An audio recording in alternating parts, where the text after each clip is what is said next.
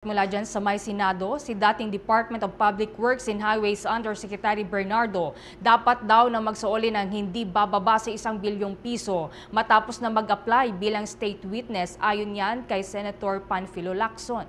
Kaugnay niyan may report si Bombo JC Galvez.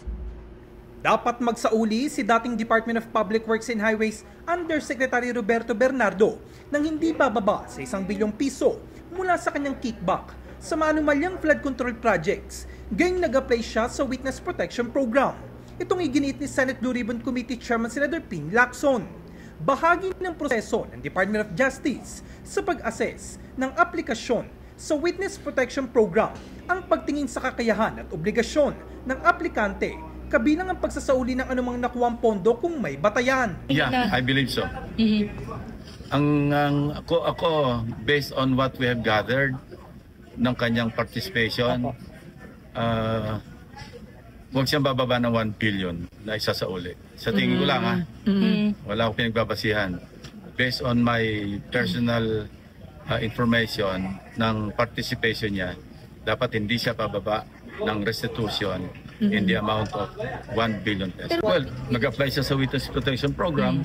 Pagka sa assessment ng DOJ ng Witness Protection Program, kailangan magsauli siya ng ganon, mag-uusap sila. Una nang isinuwalat ni Senate Committee on Finance Chairman Senator Wing Gatchalian na isinauli na ni Bernardo ang pondo na umunay ninakaw niya mula sa gobyerno. Sa pagkakaalam daw ni Gatchalian, upang maging state witness, bahagi sa lalagdaan ng Memorandum of Agreement ay ang restitution o ang pagsasauli ng pera. Si Bernardo ang itinuturing ni Lacson na important witness sa pagdinig ukol sa maanumalyang flood control projects kung saan huling humarap ito noong Nobyembre 14. Ayon kay Lacson, pag-aaralan pa ng komite ang sworn affidavit ni Bernardo sa pagbalangkas ng committee report.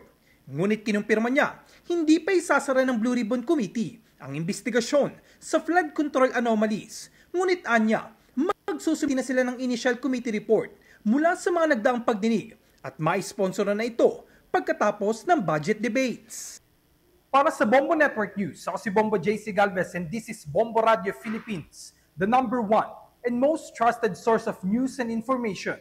Basta Radio, Bombo! For the most trusted source of news and information, visit our website at www.bomboradio.com. Follow us on Bombo Radio mobile app, Facebook, YouTube, TikTok, and X, formerly Twitter. Like, share, and stay connected. Anytime, anywhere.